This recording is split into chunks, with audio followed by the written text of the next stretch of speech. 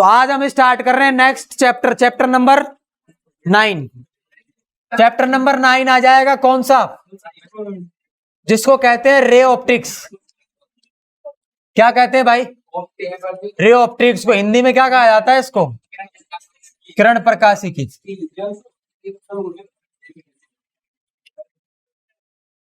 किरण प्रकाशिकी। अब सबसे बड़ी बात देखो, 2-4 लाइनें हैं इसके अंदर। इस चैप्टर का कुछ भाग आपका कौन सी क्लास में पढ़ा हुआ होता है? 10th क्लास में। तो बेसिक चीजें आई थिंक आपको आती हैं, है ना? तो मैं क्या कर रहा हूं, ध्यान से देखो, 2-4 छोटी छोटी परिभाषाएं आपको आनी चाहिए। सबसे पहले तो एक बात बताओ, लाइट यानी प्रकाश का सबसे बड़ा स्रोत कौन सा है अर्थ पर? प्रकाश का सबसे बड़ा स्रोत, प्रकाश का सबसे बड़ा स्रोत जो अर्थ पर है वो है सूर्य। कौन है? सूर्य। सारे पेड़ पौधे और जो दैनिक लाइफ, जो लाइफ पॉसिबल है ना, वो सनलाइट की वजह से पॉसिबल है। पेड़ पौधे जो है वो सनलाइट से ही अपना क्या बना रहे हैं?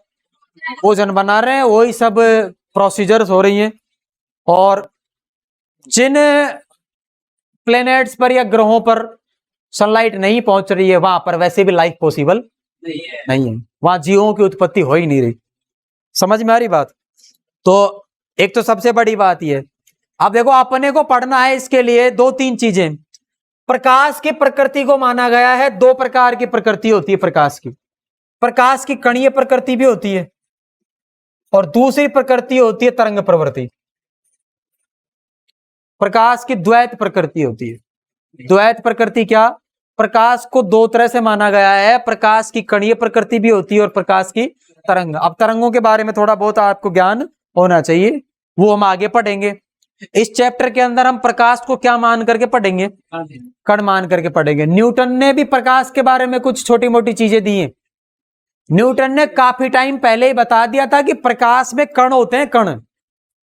उसका मानना यह था, न्यूटन का, कि मान लीजिए किसी सतह पर आकर प्रकाश गिरा, तो वो ये मानता था कि उस सतह पर आकर के कुछ कण गिर रहे हैं। क्या गिर रहे हैं? कण। न्यूटन ने प्रकाश को कणीय माना है पूरी तरह से। उसने ये नहीं कहा था कि कौन सा प्रकृति भी है इसमें, तरंग। अभी आगे वाले चैप्टर में पढ़ेंगे कौन सा वैज्ञानिक आया जिसने ये बताया कि ये तरंगीय प्रकृति का भी होता है। अब होता क्या है, प्रकाश से रिलेटेड जितने भी घटनाएं हैं ना, उनमें से कुछ घटनाओं का एक्सप्लेनेशन तो क्या मानकर दिया जा सकता है?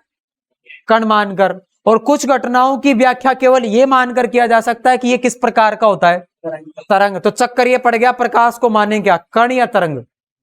कण मानते हैं तो कुछ घटनाएं ऐसी हैं जिनकी व्याख्या ही नहीं की जा सकती, यही नहीं बताया जा सकता कि ऐसा क्यों हुआ।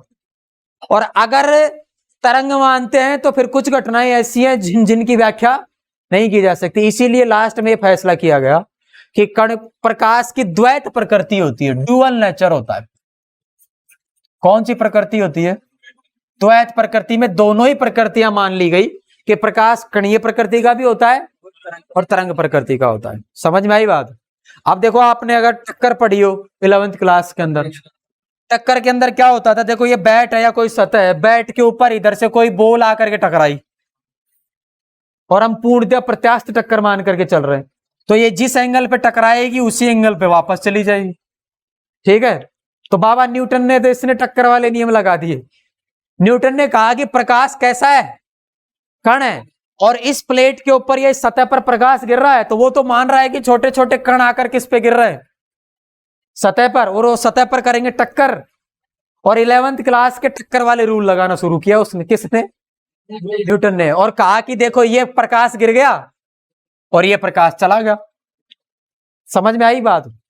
तो ये जो हम पढ़ेंगे ना, रे ऑप्टिक्स, जिसमें प्रकाश को हम जब गति की दिशा दर्शाएंगे तो रे यानी किरण के द्वारा दर्शाएंगे। हम ये मानकर पढ़ रहे हैं कि प्रकाश कौन सी प्रकृति का है? कणीय प्रकृति का। वो बात अलग है, प्रकाश की तरंग प्रकृति भी होती है और कणीय प्रकृति भी होती है। लेकिन इस चैप्टर में क्या मान रहे हैं? कणीय प्रकृति। और 2-3 चीजें हैं। देखो, अब प्रकाश के बारे में डेफिनेशन कौन बताएगा? प्रकाश क्या होता है? प्रकाश एक ऊर्जा का रूप है, स्रोत नहीं। स्रोत तो कौन है? सूर्य। बल्ब है, बल्ब से क्या निकल रही है? रोशनी। प्रकाश निकल रहा है, तो बल्ब को किसका स्रोत मान लिया? प्रकाश का स्रोत। वो पिंड या ग्रह या उपग्रह जिससे क्या निकल रहा है? प्रकाश, उसी को सोर्स माना गया है। लेकिन हम तो सूर्य की बात कर रहे हैं, क्योंकि पृथ्वी पर सूर्य का सबसे बड़ा, पृथ्वी पर प्रकाश का सबसे बड़ा स्रोत ही कौन है? सूर्य। सूर्य। ज्यादातर पूरे जीव जंतु पेड़ पौधे सब किससे प्रकाश ग्रहण कर रहे हैं? सूर्य से। अब सूर्य एक्चुअल में है तो विद्युत चुंबकीय तरंगे। क्या है? विद्युत चुंबकीय तरंगे। ये पढ़ेंगे बाद में क्या होती है। विद्युत चुंबकीय तरंगे वो होती है जिनमें विद्युत क्षेत्र भी है और चुंबकीय क्षेत्र भी है। आगे पढ़ेंगे, डायग्राम बनाएंगे। इनमें एक साइड तो पैरेलल, एक साइड तो चलता है कौन? चुंबकीय क्षेत्र, और एक साइड चलता है विद्युत क्षेत्र। चुंबकीय क्षेत्र का मान बढ़ेगा तो विद्युत क्षेत्र का मान घट जाएगा। इसी तरह ये कॉम्बिनेशन में चलते हैं। समझ में आई बात? वो आगे की बात है। मैं इतना बता रहा हूं, विद्युत चुंबकीय तरंगों के चलने के लिए माध्यम की आवश्यकता नहीं पड़ती है। माध्यम की आवश्यकता नहीं पड़ती। मोबाइल कम्युनिकेशन जो हो रहा है ना, ये भी विद्युत चुंबकीय तरंगे हैं। हालांकि वो एक अलग बात है, रेडियो टाइप की वेव्स होती है ये, है ना। मोबाइल से जो बात हो रही है वो भी कौन सी तरंगे? विद्युत चुंबकीय तरंगे। कौन सी तरंगे? और विद्युत चुंबकीय तरंगे निर्वात में भी गमन करती हैं। अब देखो, सूर्य से प्रकाश निकलता है और प्रकाश चल करके अर्थ तक पहुंचता है, तो बीच में हो सकता है ऐसी स्थिति भी आई होगी जहां कुछ भी नहीं होगा, निर्वात। तो प्रकाश की तरंगे जो होती है वो विद्युत चुंबकीय तरंगे होती हैं, और उनका ये गुणधर्म होता है कि ये निर्वात में भी गमन करती हैं। समझ में आया? ध्वनि तरंगे निर्वात में गमन नहीं कर सकती। अगर इस कमरे की पूरी एयर निकाल दी जाए, हवा, और इस कमरे के अंदर निर्वात बना दिया जाए, तो जो मैं बोल रहा हूं वो आपको सुनाई नहीं देगा। समझ में आ रहा है? क्योंकि मैं जब बोल रहा हूं तो मैं क्या कर रहा हूं, हम जब बोलते हैं तो मुंह से हल्की फुल्की हवा निकलती है। मुंह से हल्की फुल्की क्या निकलती है? हवा। जब हवा निकलती है तो ये मुंह के पास स्थित वायु के जो कण है ना, उनको धक्का मारती है। फिर वो वाले कण आगे धक्का मारते हैं। ऐसे धक्का मारते मारते आवाज जो है आपके पास पहुंचती है। अरे समझ में आ रही बात? अब हवा ही नहीं होगी तो आवाज कैसे पहुंचेगी? समझ में आया? लेकिन इनके लिए कोई माध्यम की जरूरत नहीं पड़ती है। सोचिए, दिल्ली के अंदर रेडियो स्टेशन है और दिल्ली से चैनल आ जाता है, अपने मोबाइल फोन में रेडियो चलने लग जाता है। या घरों के अंदर जो रेडियो हो, इतनी दूरी से चलती हुई तरंगे, बीच में पहाड़ भी आ गए, मौसम भी खराब हो रहा है, सभी स्थितियां हो गई, फिर भी वो पहुंच जाती है। कौन से प्रकार की तरंगे? विद्युत चुंबकीय तरंगे। ये मैं क्यों बता रहा हूं, आपको पता होना चाहिए। 8 मिनट 18 सेकंड के अंदर सूर्य का जो प्रकाश है वो सूर्य से चल करके पृथ्वी पर पहुंच जाता है। तो कितनी हाई स्पीड होगी ये? समझ में आया? और एक डेटा आपको याद रखना, अभी लिखवाऊंगा मैं। प्रकाश की चाल को किससे रिप्रेजेंट करते हैं? सी से 3 गुणा 10 की पावर 8 मीटर प्रति सेकंड की स्पीड से प्रकाश क्या करता है? गति करता है। छोटी छोटी चीजें हैं, मैं आपको बता रहा हूं, इंट्रोडक्शन टाइप चीजें। समझ में आया? प्रकाश विद्युत चुंबकीय तरंगों के रूप में चलता हुआ अर्थ तक पहुंचता है। इसके 2 रूप है, तरंग रूप, कणीय रूप। हम कणीय रूप को मान करके पढ़ रहे हैं। अब प्रकाश जिस वस्तु पर गिरेगा उस वस्तु से वो वापस भी टकरा के आएगा। अपने को ये टेबल दिखाई कैसे दे रही है? क्योंकि इस पर गिरने वाला प्रकाश इससे टकराकर हमारी आंखों में जा रहा है, और आंखों में जाने के बाद रेटिना के ऊपर क्या बना रहा है? प्रतिबिंब बना रहा है, इसलिए हमें दिखाई दे रहा है। ये सबसे बड़ी बात है। जिस वस्तु पर प्रकाश ही नहीं गिर रहा है तो वो भेजेगी क्या टकराकर? तो वो वस्तु दिखाई, अंधेरे के अंदर यही होता है, अंधेरे में वस्तु दिखाई सी नहीं देती, क्योंकि उनके पास खुद के पास तो प्रकाश है नहीं, और जो बल्ब से रोशनी मिल रही थी उसको आपने बंद कर दिया, तो उनके पास लाइट जो होती है वो उनसे निकलकर अपनी आंखों में नहीं पहुंच पाती, इसलिए वस्तु दिखाई नहीं देती है। कुछ समझ में आ रही कि नहीं आ रही बात? ये है। अब अपने को 2-3 चीजें ध्यान रखनी है। मैं एक लाइन आपको ये भी बता देता हूं, सूर्य के अंदर प्रकाश कहां से आ रहा है? सबको पता है, लकड़ी जलाते हैं प्रकाश निकलता है, निकलता है। लाइट नहीं निकलती, रोशनी होती। लकड़ी जला रहे हैं, प्रकाश निकल रहा है। लकड़ी जलाओगे तो लकड़ी में तो ऊर्जा थी, इसलिए प्रकाश मिल रहा। सूर्य के पास क्या है कि इतने साल हो गए बुझ ही नहीं रहा। थोड़ा सा आइडिया होना चाहिए, इसलिए बता रहा हूं। सूर्य के अंदर सूर्य का 70% भाग किससे भरा हुआ है? लगभग हाइड्रोजन। और हाइड्रोजन एक नोबल क्वालिटी का फ्यूल माना जाता है, उत्तम फ्यूल, ईंधन है। हाइड्रोजन गैस एक बहुत बढ़िया ईंधन की तरह काम करती है। सब फैल है, पेट्रोल, डीजल, सीएनजी, इनसे सबसे बढ़िया क्वालिटी का फ्यूल कौन होता है? Hydrogen gas. समझ में आ रही बात? अरे सोडियम का टुकड़ा पानी में डालते हैं ना, तो सोडियम पानी के हाइड्रोजन से रिएक्ट करके, पानी में हाइड्रोजन होता है, हाइड्रोजन का मॉलिक्यूल H2O होता है ना। जब सोडियम डालोगे ना पानी में, तो सोडियम की रिएक्शन कुछ इस तरह से होती है कि वो रिएक्ट करने के बाद में कौन सी गैस निकलती है? हाइड्रोजन। और हाइड्रोजन गैस जब निकलेगी तो हाइड्रोजन तो ईंधन है भाई, जलने लग जाता है। क्या लग जाता है? जलने लग जाता है। तो हाइड्रोजन गैस ज्वलनशील गैस होती है। अब हाइड्रोजन घी भरी हुई है किसमें? सूर्य में। अब सूर्य के अंदर नाभिकीय संलयन अभिक्रिया होती है। यह आपने 11th क्लास में पढ़ी होंगी। दो प्रकार की अभिक्रिया होती है, नाभिकीय विखंडन और नाभिकीय संलयन। नाभिकीय संलयन अभिक्रिया होने के कारण लगातार सूर्य से क्या निकल रही है? प्रकाश निकल रहा है। और नाभिकीय संलयन अभिक्रिया और विखंडन, दो अभिक्रियाओं में से दो अभिक्रियाएं इस प्रकार की अभिक्रियाएं होती हैं जिसमें से एक को तो कंट्रोल किया जा सकता है और एक को कंट्रोल नहीं किया जा सकता। तो परमाणु बम बनाए जाते हैं। परमाणु बम बनाने के लिए नाभिकीय विखंडन काम में लेते हैं। समझ में आ रहा है?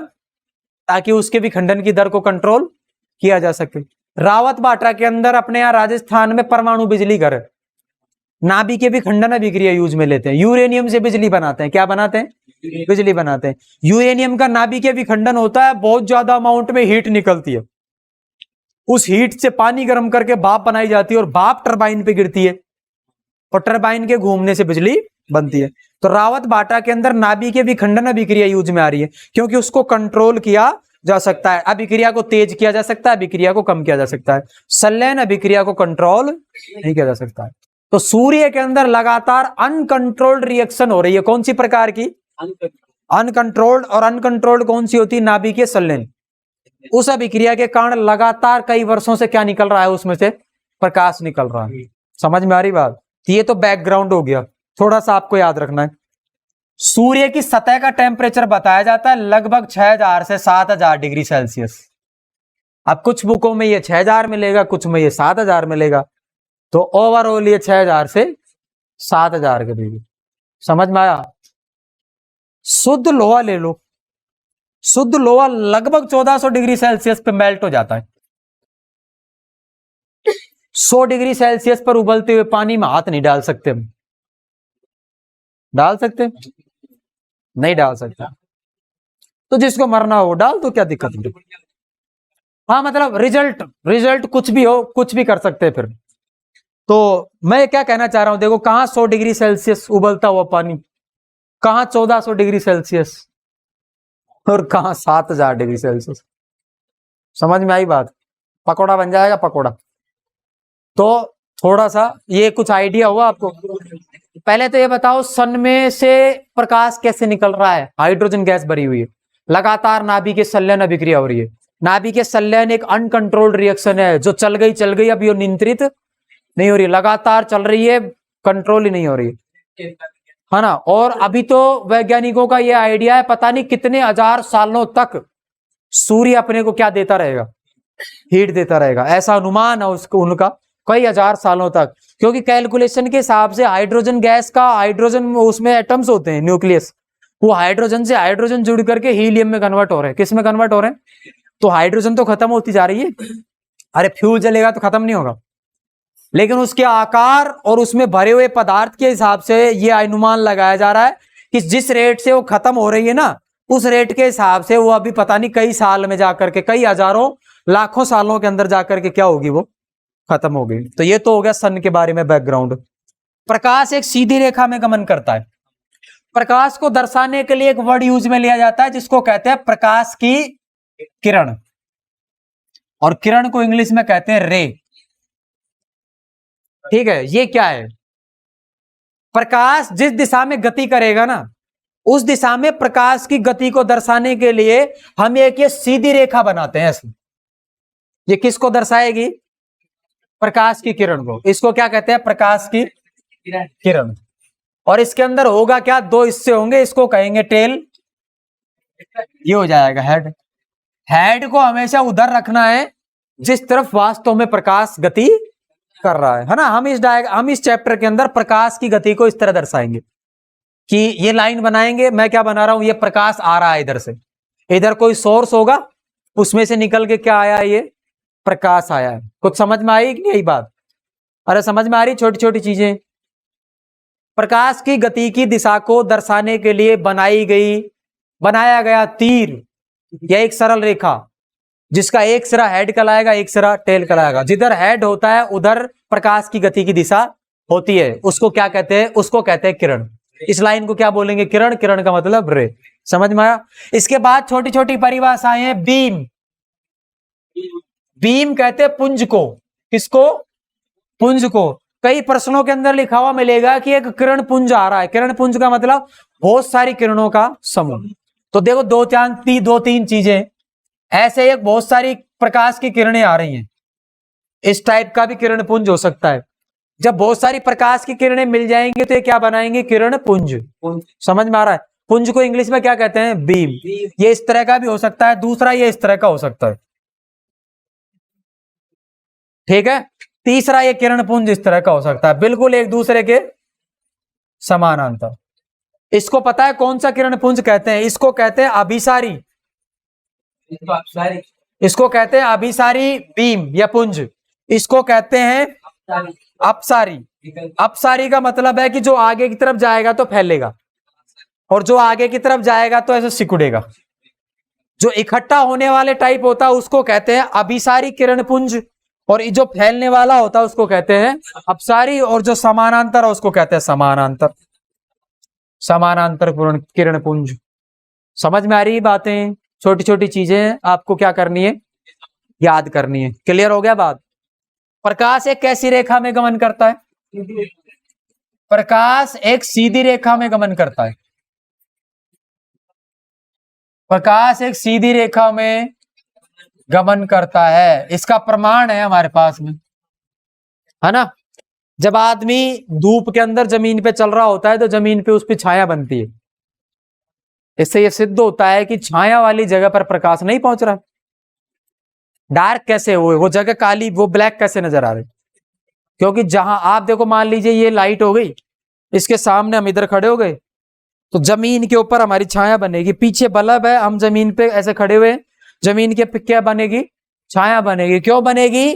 कि जमीन के हम अगर वहां से हट जाएं तो जमीन के उस हिस्से पर हमारी लाइट पहुंचेगी, लेकिन हम लाइट के पथ के बीच में आ गए। इधर से लाइट ऐसे आ रही है, हम इसके बीच में आ गए। देखो हथेली सामने आ गई लाइट के, तो लाइट हथेली के पीछे नहीं पहुंचेगी जमीन पर। इससे यह सिद्ध होता है कि लाइट कौन सी रेखा में गति करती? सीधी रेखा में गमन करती। समझ में आया? क्लियर है क्या? तो उधर वाली लाइट की वजह से बन रही होगी। अरे तो दोनों साइड लग रही है ना, तो जिधर ओवरऑल इफेक्ट आएगा उधर ही जाएगी वो। तो समझ में आ रहा है? तो मैं क्या बताना चाह रहा हूं, देखो अपने को पता है ये किताब क्यों दिख रही है? इसके ऊपर लाइट गिर रही है और किताब से टकरा के लाइट हमारी आंखों में जा रही है, इसलिए लाइट दिखाई दे रही है। ठीक है। और मान लीजिए कि प्रकाश की किरण कौन सी रेखा में गति कर सकती है? नहीं करती है, सरल रेखा में गति नहीं करती है। समझ में आ रहा है? तो कमरे के बाहर खड़ा हुआ आदमी भी कमरे के अंदर देख पाता कमरे में क्या हो रहा है? नहीं। ये कमरा हो गया, देखो ये कमरा हो गया, और कमरे का जो दरवाजा होता है उसके नीचे हल्की सी जगह तो होती है क्या ये? तो यहां कोई ऑब्जेक्ट पड़ा हुआ है और स्कूल के बाहर कोई खड़ा हुआ है, कमरे में ये बल्ब लग रहा है। ठीक है, बल्ब लग रहा है और ये कोई वस्तु है कमरे के अंदर। बल्ब से लाइट गिरती है किसके ऊपर? अब वस्तु से टकरा कर लाइट जा रही है, और आप ये मान रहे हो कि प्रकाश की किरण सीधी रेखा में गमन अपने आप ही मुड़ जाती है ऐसे, जबकि प्रकाश की किरण मुड़ती है लेकिन कोई घटना होने के बाद, या तो अपवर्तन होगा या परावर्तन होगा। अरे आपने पढ़ा है ना, ये कोई सतह है, इधर से प्रकाश की किरण आती है तो कैसी लाते हैं उसको? सीधी। यहां से टकराने के बाद मुड़ेगी वो। अब कोई वस्तु आएगी तब तो मुड़ेगी। समझ में आया? लेकिन मैं मान रहा हूं कि कोई वस्तु आई ही नहीं, बीच में भी मुड़ती है, वो ये ऐसे चलकर आ रही है, ऐसे अपने आप ही मुड़ रही है। अगर ऐसा होगा तो सुनिए क्या होगा, ये जो कमरे के अंदर, ये बंद कमरे में जो वस्तु रखी हुई है ना, इसके ऊपर प्रकाश गिरेगा और ये प्रकाश ऐसे अपनी मर्जी से घूमेगा और घूमकर दरवाजे के नीचे से जो जो जगह है ना उसमें से निकल के बाहर आ जाएगा, और फिर वह गेट के, स्कूल के गेट के जो खड़ा है ना आदमी, उसकी आंखों में चला जाएगा। तो मैं यहां पढ़ा रहा हूं, वहां दिखूंगा उसको। तो डिजिटल लैब में तो कोई पढ़ा रहा है, समझ में आ रहा है कुछ? इस तरह की घटना होने लगेगी, और इस तरह की घटना वास्तव में नहीं होती है। तो इससे भी क्लियर हो रहा है कि भाई प्रकाश कौन सी रेखा में गमन नहीं करता, मतलब है कौन सी रेखा में गमन करता है, सीधी रेखा में। आ गई बात समझ में? छाया बनती है, ये भी उसी का रीजन है, ठीक है। अब सबसे पहली घटना हम यही पढ़ेंगे, प्रकाश का परावर्तन। प्रकाश का परावर्तन, प्रकाश का परावर्तन। प्रकाश के परावर्तन को इंग्लिश में क्या कहते हैं? रिफ्लेक्शन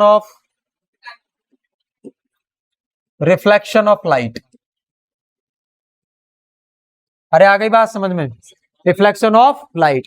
अब इसके अंदर क्या होगा, ये देखो आपको सबको पता है, जब भी देखो प्रकाश की किरण एक माध्यम से चलती हुई, ये माध्यम नंबर 1, ये माध्यम नंबर 2, जब वो प्रकाश की किरण एक माध्यम से चलती हुई किसी दूसरे माध्यम में प्रवेश करने की कोशिश करती है, तो दोनों माध्यमों के अंतरापृष्ठ पर, अंतरापृष्ठ मतलब दोनों को अलग करने वाले पृष्ठ पर, सतह पर, वो प्रकाश की किरण उस माध्यम की सतह से टकराकर वापस उसी माध्यम में लौट जाती है। हो सकता है कुछ भाग इसका कहां चला जाए, आगे की ओर जाता है, कई बार दोनों घटनाएं भी होती है ना।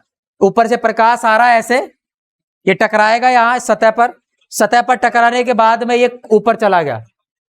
पानी में भी होता है, पानी की सतह से कई बार लाइट टकरा कर वापस आ जाती है और एंटर भी करती है ना। दोनों घटनाएं एक साथ हो सकती हैं।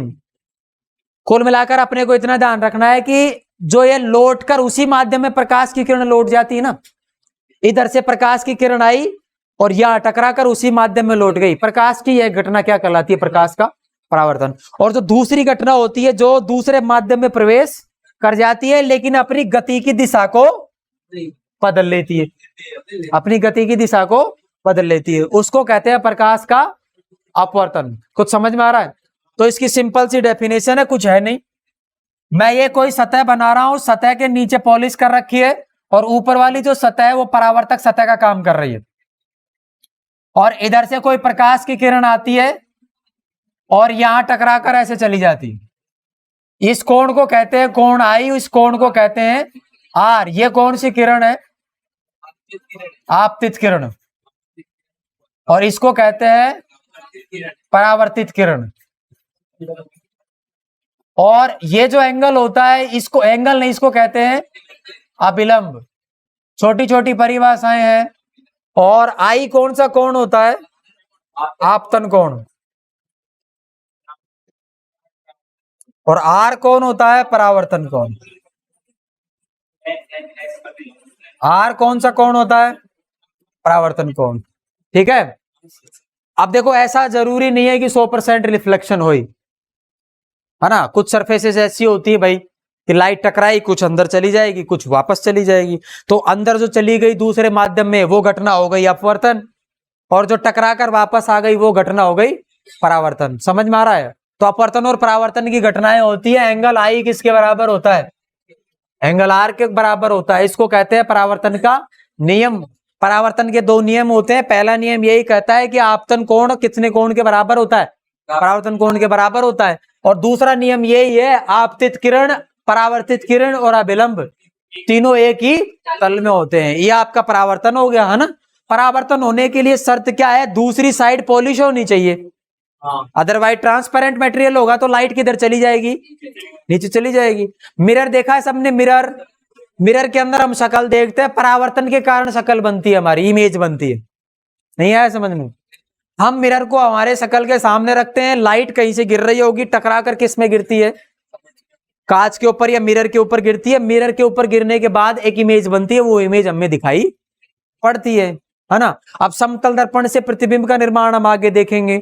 मैंने अभी क्या पढ़ाया है आपको, मैंने ये बताया कि परावर्तन क्या होता है, समझ में आ गई बात।